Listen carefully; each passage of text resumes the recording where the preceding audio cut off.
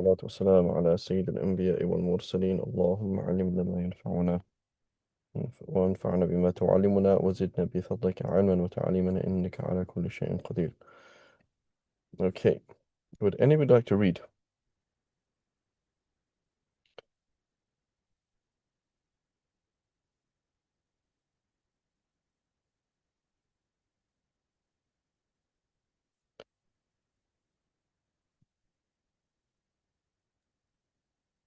I can try إن شاء الله. Okay, Bismillah. باب التيمم. حدثنا محمد بن يحيى قال حدثنا يعقوب بن إبراهيم بن سعد قال حدثني أبي عن صالح عن ابن شهاب قال حدثني عبيد الله بن عبد الله بن عتبة عن ابن عباس عن عمار بن ياسر رضي الله عنهما قال عرس رسول الله صلى الله عليه وسلم بولاة الجيش ومعه عائشة رضي الله عنها زوجه، فانقطع عقد لها من جزع الظفار، فحبس الناس ابتغاء عقدها ذلك حتى أضاء الفجر وليس مع الناس ماء، فتغيظ عليها أبو بكر رضي الله عنه وقال حبست الناس وليس معهم ماء،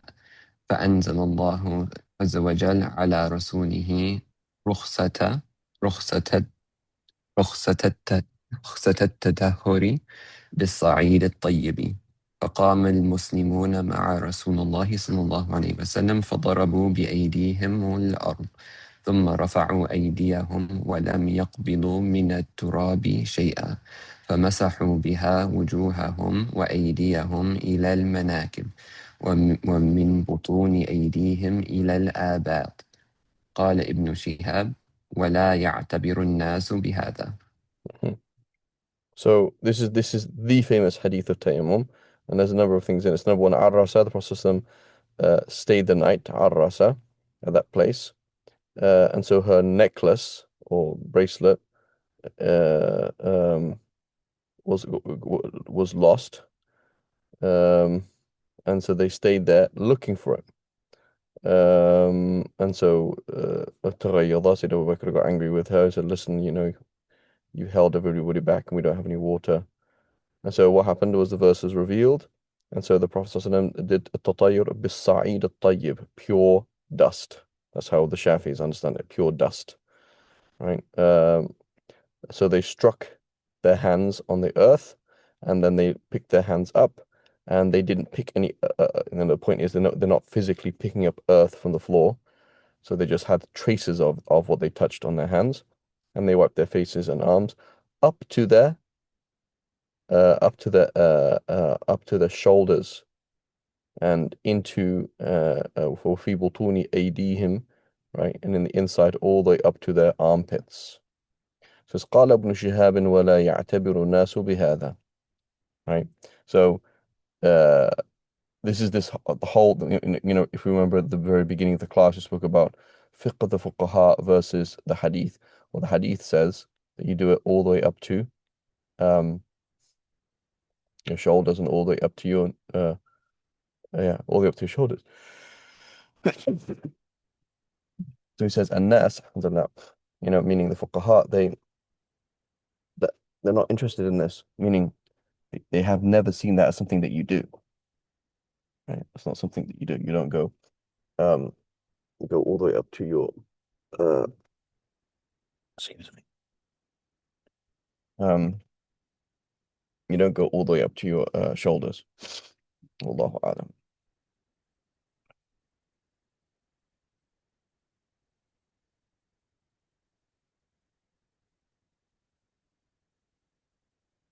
Okay. Okay, Bismillah, the next one. حدثنا عبد الله بن هاشم قال حدثنا يحيى بن سعيد قال حدثنا عوف قال حدثنا أبو رجاء قال حدثني عمران بن حسين رضي الله عنه قال كنا في سفر مع رسول الله صلى الله عليه وسلم فصلى بالناس فلما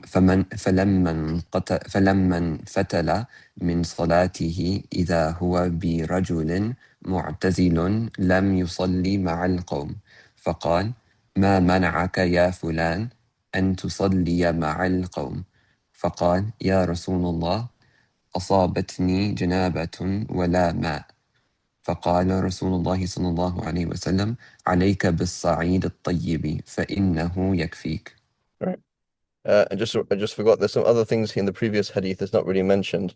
So there's more details in other versions of the hadith. One point is that basically they basically pray. So initially they pray Fajr without any water. So they pray Fajr before the verse is revealed. They pray Fajr without making wudu and without making tayammum. So Ibn Mundir, he says this is a proof that the Faqir al-Tahurain prays, right? Somebody who doesn't have wudu. I can't make wudu and I can't make tayammum. What do? You pray. Okay. And now, according to the Shafi'is, the Faqir al-Tahurain, he prays on time, but then he repeats. Ibn Mundir says they weren't told to repeat, right? So there's no proof of that. So this is the position of Ibn Mundir. This is before him the position of Al-Muzani. Similar position of Imam Nawawi is that in the scenario where you are incapable of doing either full wudu or full tayammum, you just do your best and that's it. And there are many masail like that, right? So we have many issues in the Shafi school with in tayammum, you do tayammum, but then you have to repeat if this is the case.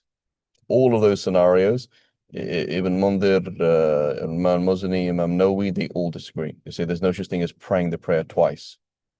Right? Go ahead, Yusuf. This also apply in cases where someone has access to water or to dirt to make tayammum, but they don't have enough time before the salah exits. In the Maliki school, yes. So the Malikis, they view it like that. They say that you can make tayammum because you're running out of time. We say no. So basically, so then they come back at us and say, well, come on, guys, you just said that you pray for the Humratul Waqt. That doesn't make sense, right? For the sanctity of the time, we have to pray on time. So if going to get the water, it would take me 10 minutes and I have 1 minute left, then surely I have to just pray, right? That's how they see it. We say no. Like the water is 5 minutes away, you know?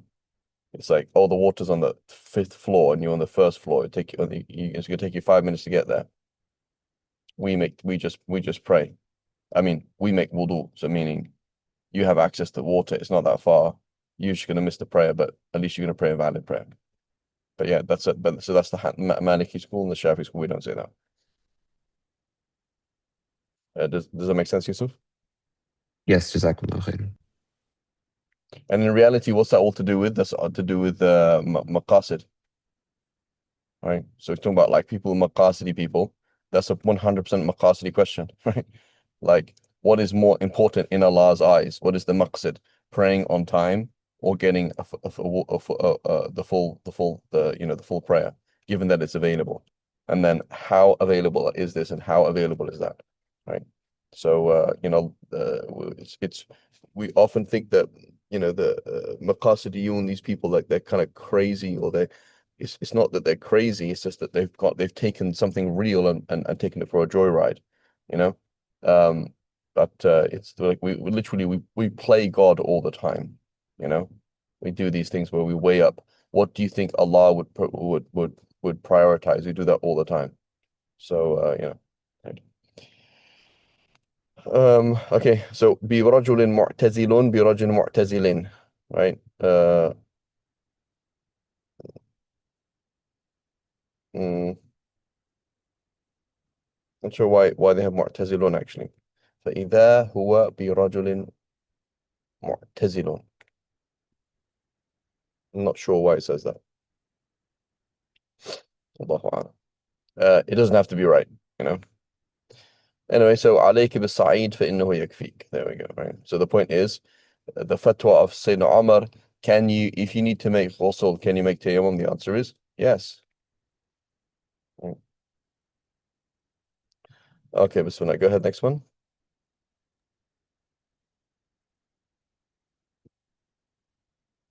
حدثنا محمد بن يحيى قال حدثنا يزيد بن هارون قال حدثنا محمد يعني ابن عمرو عن أبي سلمة عن أبي هريرة رضي الله عنه قال قال رسول الله صلى الله عليه وسلم جعلت لي الأرض مسجدا وطهورا. Hmm.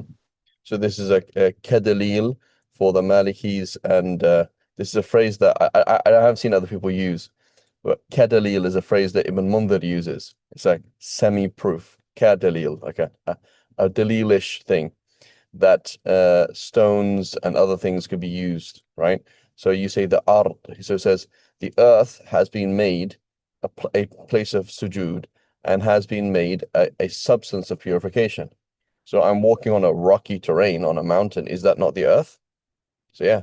So if there's no dust on the mountain, there's no dust on the mountain and there's no water, can I just wipe the mountain? Isn't the earth then, you know, like the meaning planet Earth, right?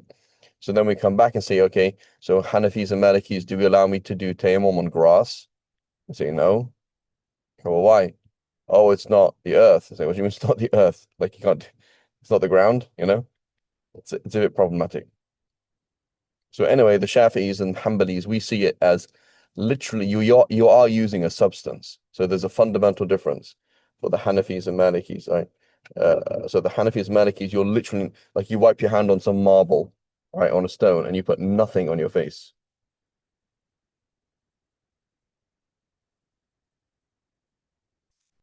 Um,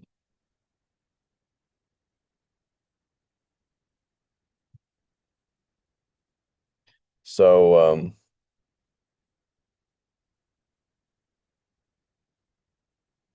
where so they put like there's this it's just a ritual, whereas for us it's a ritual where in which we put dust on our face, right? So it's a slightly different picture. Allahu A'lam. And the next hadith. حدثنا محمد قال حدثنا حجاج النماطي قال حدثنا حماد عن ثابت وحميد عن أنس رضي الله عنه أن رسول الله صلى الله عليه وسلم قال جعلت لي كل أرض طيبة مسجدا وطهورا. Hmm. Right, every pure piece of land is a place I can pray and a place I can make tuhur from. The same idea there. So who's this? This is Hamad ibn Salama, right, from Thabit al-Bunani and Humayd al-Tawil from Sayyidina Anas. So it's just looks like quite a strong chain to be fair.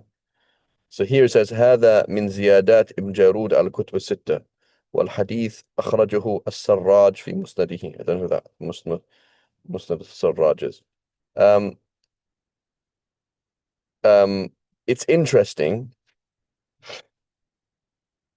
that you see such a nice hadith and it's the of the afrad, it's only of Ibn Jarud. So here, if you look at this, it's like that's quite a good chain to be fair.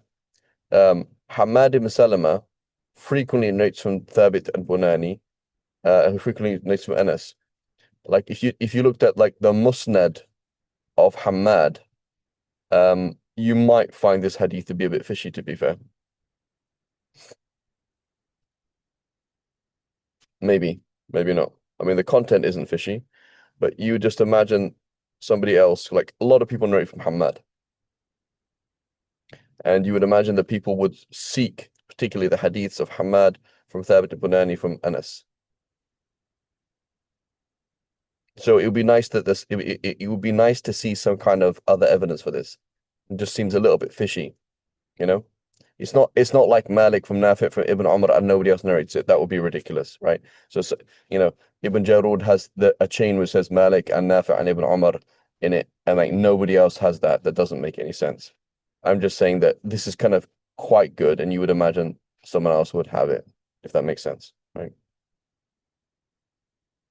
And it just seems it's min Ziyadat Ibn Jarud. And I'm not sure if the editor in the beginning had any criticisms of any of these ziyadat, right? Wallahu a'lam. So maybe somebody can try and find this, try and do some research, try and find this somewhere else.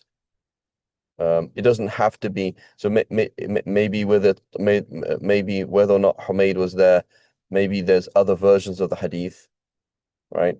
Um, and I wouldn't necessarily look at the for verbatim because it might be slightly different. But the issue is basically this ma'na, this concept in its or fairly close words from Hamad ibn Salama from Thabit to Anas. Um, It'll be just interesting to see if anybody else narrates it. Otherwise, you would imagine that someone like this person, Hajjaj al-Anmati, I don't know who he is, made a mistake here or something like that. It's not inconceivable. Allahu A'lam. Does everyone understand what I'm saying? Yes. Right. So it's like saying, you know, so there's just like you're telling me like Grand Mufti of Tarim is visiting Dallas and nobody knows about it. So yeah, like nobody. Like how long is he staying? For 6 months. Like nobody knows about it. That's a bit funny, right? Like, like or something, Mufti Taqi Uthmani, um, has actually a book on this topic, but nobody knows about it. It's just a bit funny. Um, Allahu A'lam. Khair. Okay, the next hadith, just want to go ahead.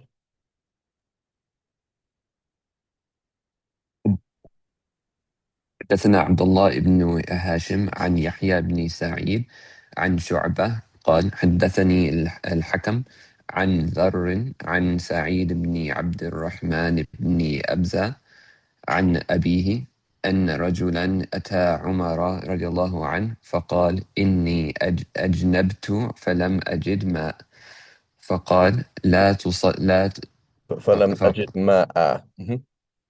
فلم أجد ماء Mhm. فقال لا تصلي So فقال this, عمار well, just 1 second, Yusuf. So it's a frequent mistake people do in, which surah is it? Surah An-Nisa? Uh, مم. رجال ونساء. So they just say ونساء because it ends, there's no alif, مم. right? So the basically, if you can imagine, they didn't originally write the Hamzas, right? So this would have been written like a Hamza shape, shape, shape, shape. I mean, these 3 letters are basically the same shape, right? And then for lam ajid ma, like they wrote it meme alif. They wouldn't have originally written the Hamza, right? So it would look really weird if you put alif, meme alif alif, like it looks odd. And oftentimes in Arabic orthography, they don't like to put alifs next to each other. Like the word Allah, like you have like alif, lam, lam, alif. Like it looks really weird, like lots of lines. So they don't write that alif, but we do pronounce it, right? فلم أجد مم. ماء. فقال Mhm. لا تصلي فقال عمار أما تذكر يا أمير المؤمنين إذ أنا وأنت في سرية فأجنبنا فلم نجد ماء فأما أنت فلم تصلي وأما أنا فتمعكت في التراب وصليت فقال النبي صلى الله عليه وسلم إنما كان يكفيك أن تضرب بيديك الأرض ثم تنفخ ثم تمسح بهما وجهك وكفيك فقال عمر رضي الله عنه اتق الله يا عمار فقال إن شئت لم أحدث به. Mhm. So here's the same thing we mentioned before, the key concept of the fatwa of a great Sahabi, right? So Sayyidina Umar, this is his fatwa that tayammum does not take the place of ghusl. And Sayyidina Ammar ibn Yas is like, Ya Abdurrahman, it's like, I mean, meaning like, remember that situation? Remember this happened? He's like, I don't remember that. So here Sayyidina Umar made a mistake. He forgot something. He made a mistake. He gave a fatwa, and so. Arguably Sayyidina Umar is one of the most important builders of Sunni fiqh, right? He's really, really important. You find his fatwa everywhere, you know? Who is it? One of the Salaf, I can't remember who it was now. I think it was Sha'bi. He said, if you see Sayyidina Umar having one fatwa and nobody else having another fatwa, go with Sayyidina Umar. Like, Sayyidina Umar is really important, right? But he's not always right. Imam Abu Hanifa is really, really important, but he's not always right. So it is the system right? The Hanafi system that protects the protects position. It's the madhahib in general that protect the system, not the individual. The individuals can make mistakes, right? Genuinely, like just like literally, like somebody I've seen Imam Nawawi do this. Imam Nawawi just put two issues together, and it's just obvious it's a mistake. It's totally irrelevant. It's like that's Imam Nawawi for crying out loud. So it's just like you know, people like people mix up two words, something like that. Okay, so anyway, so that's the point. The other point then again, isn't it, we spoke about this before, but like, isn't it really weird that like they had wet dreams? Is that like kind of funny or odd or weird? It's like, no. Okay, what were they thinking about? What were they doing? It's like they're just human beings. That's just how it is. So this is that the same concept that we were speaking about last week or the week before, that just like it's not a big deal. These kind of things happen. Right? So for Tamaktu, I rolled in the dust, right? So basically he did his own ijtihad. He says, well, this is what animals do, right? Chickens, they roll in the dust, and they try and have dust baths, and horses do that and camels do that. So I just did the same thing. So he covered his whole body basically. He did a ghusl in dust. Um, so then the Prophet said, no, it would have been enough for you to do what? ثم تمسح بهما وجهك وكفيك, right? So the issue is here is what? Is that he wiped his face, to wipe his face and wipe his hands. So this is a proof for Imam Nawawi and others of the Shafi'is. And I believe this is the Maliki school. If we have any Malikis here can correct me, that the obligation is only to do your hands and not to do your face, and to not do your arms. See, the Maliki school, the Hanbali school, I can't remember exactly now, but it's one of the former madhahib anyway. That the obligation is just to do your hands, which is a really good rukhsah, right? And this is the ikhtiyar of Imam Nawawi. I believe this hadith is in Sahih Muslim. Yeah, Ain, right? It's everywhere. So yeah, um, now the Shafi'is, we say the Prophet ﷺ was demonstrating what to wipe, no, sorry, how to wipe, not what to wipe. So he wiped his. So when he did his hands, that's just demonstrating what to wipe, right? So anyway, and then interesting as well, Ammar ibn Yasir, he says, yeah, I mean, if you don't want me to narrate the hadith, I won't narrate the hadith, right? So it's as if Sayyidina Umar is very concerned. He's like, well, what's going to happen now is people will always make the claim that they don't have enough water, right? Like imagine if you're camping, right? It's like, oh, I don't have enough water to make ghusl. So then basically everyone's going to stop making ghusl, right? So this is we see this time and time again to Sayyidina Umar, that he's always looking at the long, like Sadd al-Dhara'i, right? So there's the hadith in Bukhari where where I believe it's from Sayyidina Anas. No, it's not from Sayyidina Anas. It's from, I can't remember who it's for. Anyway, that the men and women used to make wudu at this together during the time of the Prophet ﷺ. So does it mean like together they use the same water or physically at the same time? It's not really 100% clear. Sayyidina Umar, he saw, anyway, so say in time of Sayyidina Umar, he saw a man who had this big pool, and people were making wudu. Men and women were both making wudu from it. And he said to the person who was the owner, he said, put a barrier between the two of them. You know?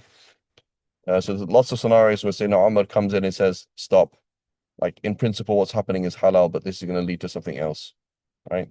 And he was very, very careful about telling people to narrate hadiths. Like, don't narrate hadiths, because you're going to go and basically unload all of this information on people. Like, just have them. It's dangerous, right? So, Allahu alam. So the um, wisdom of Sayyidina Umar.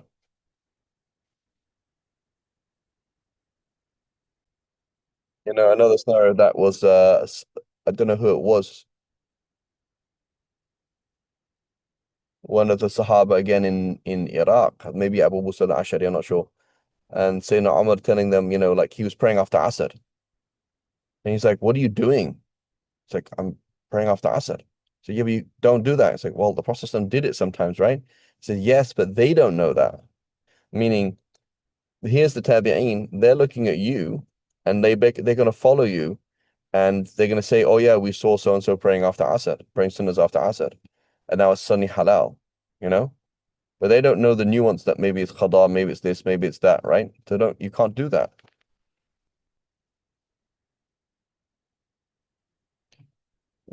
So, where do things lead is very, very important, right?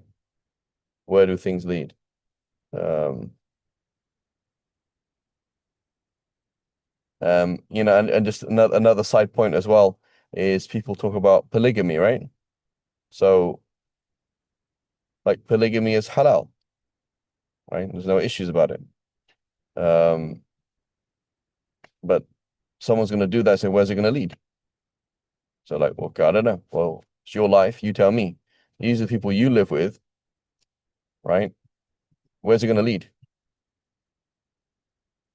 So, a lot of people, for example, they want to be immature. So, an immature person thinks like this: I'm going to do what I want, and it doesn't matter where it leads. That's immature, right? As opposed to a mature person's like, I'm going to do what I want, knowing that it could lead in five different possible scenarios, and I can accept four of them because fifth one is not very likely. And if fifth one happened, I would take the responsibility, right? Like I'll drive a car knowing that I could kill somebody, right? And I'm cognizant of that, and I'm going to be careful, you know? This is how we function. But interesting. But being careful with information is important. What's interesting as well is that often information is available, but people don't actually access it. You know, so I think this is going to be and then even with something like ChatGPT, I don't think people even ask the questions that you know people like. There's a lot of information out there, a lot of crazy fatwa from the Sahaba and Tabi'een, right? Um, and so I just think people don't even read them, even if they're available. Wallahu a'lam. خير. Where do we get to? Okay, قال الحكم. قال الحكم: وحدثني ابن عبد الرحمن بن أبزة عن أبيه مثل حديث ذر. Uh, where's the hadith of Dhar? Oh, here, Dhar. Oh,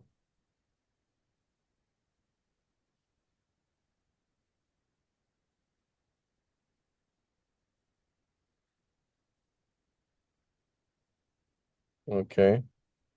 قال وحدثني سلمة عن ذر في هذا السنة الذي ذكر الحكم قال عمر بل نوليك ما توليت. آه نوليك ما توليت. So he's responded, said, should I not narrate the hadith? He said, no, I will put you in charge of what you're in charge of, i.e., either a responsibility, political responsibility, right? Or you're responsible for your own actions, and you're responsible if you say something and people misunderstand it, you're responsible for that. So, نُوَلِّيكَ مَا تَوَلَّيْتَ. We will put you in charge of that which you're already in charge of. SubhanAllah. So,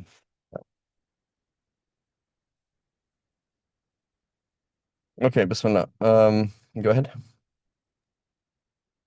حدثنا محمد بن يحيى قال حدثنا عفان بن مسلم قال حدثنا أبان العطار قال Excuse me. حدثنا Go ahead. حدثنا قتادة عن عزرة عن سعيد بن عبد الرحمن بن أبزة عن أبيه عن عمار بن ياسر رضي الله عنه أن نبي